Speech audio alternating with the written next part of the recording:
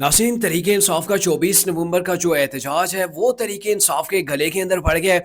अभी जो लेटेस्ट जो खबरें आई हैं कुछ देर कबल ही आई हैं वो ये हैं कि बुशरा बेगम की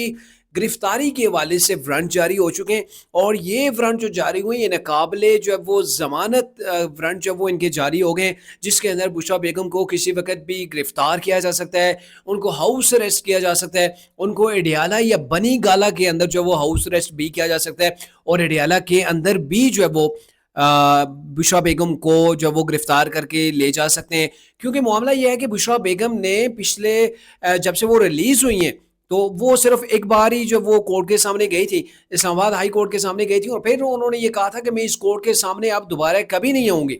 तो उसके बाद बुशरा बेगम जो है अपने जो उनके केसेस हैं उनके ऊपर जब उनकी पेशी होती है तो पेश नहीं हो रही, उनको नोटिस जारी किए गए लेकिन बुशरा बीबी नहीं जो वो पेश हुई। तो आज उनके नाकाबिले जमानत वारंट जो वो जारी हो चुके हैं। और दूसरी जानब तहरीक इंसाफ के जो अभी टॉप के लीडर हैं यानी कि अली मीन गंडापुर साहब जो कि सीएम के पीके हैं, जो कि तहरीक इंसाफ के जितने भी प्रोटेस्ट होते हैं, लॉन्ग मार्च होते हैं, सबको वही लीड कर रहे होते हैं।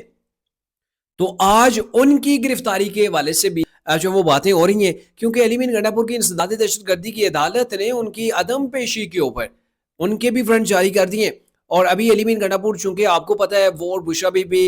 जो वो ये लॉन्ग मार्च या फिर तरीके साहब जो धरना देने जा रही है इस्लामाबाद के अंदर उसकी तैयारियां करवा रहे हैं, उसकी तैयारी के अंदर मसरूफ हैं और जो है वो अदालत के अंदर पेश नहीं हो रहे, जिसकी वजह से उनके वारंट गिरफ्तारी जारी हो गए। अब वो गिरफ्तार हूँ या ना हूँ, लेकिन उनके सर के ऊपर अब ये जो है वो बोझ सवार हो गए, एक तलवार लटकना शुरू हो गई है कि मुझे किसी वक्त भी गिरफ्तार किया जा सकता है। और अगर अली मीर गंडापुर साहब अपना बयानिया जो कि इमरान खान के इन मुताबिक चलाते हैं, जैसे कि आज भी उन्होंने कहा कि हमें इमरान खान का हुक्म है, हम लॉन्ग मार्च करेंगे, धरना देंगे, इस्लामाबाद के अंदर जाएंगे, हम निकलेंगे, और जब तक इमरान खान साहब हमें नहीं कहते हम वहां से उठेंगे नहीं, हम इमरान खान को रिहा करवा के उठेंगे। इनके बजायर इनकी बातों से भी ये नजर आ रहा है कि ये इमरान खान के कहने के ऊपर ये सारी चीजें कर रहे हैं, क्योंकि तरीके साहब की लीडरशिप जो वो इसके ऊपर खुश नहीं है। तरीके साहब की लीडरशिप इमरान खान की बार बार मिन्नतें कर रही है कि हमसे ये ना हो पाएगा, हमारे लिए इतना आसान नहीं है गवर्नमेंट का मुकाबला करना, इस्टेब्लिशमेंट गवर्नमेंट, और तीसरी जानब अदलिया ने भी हमको जो वो हरी झंडी नहीं दिखाई है।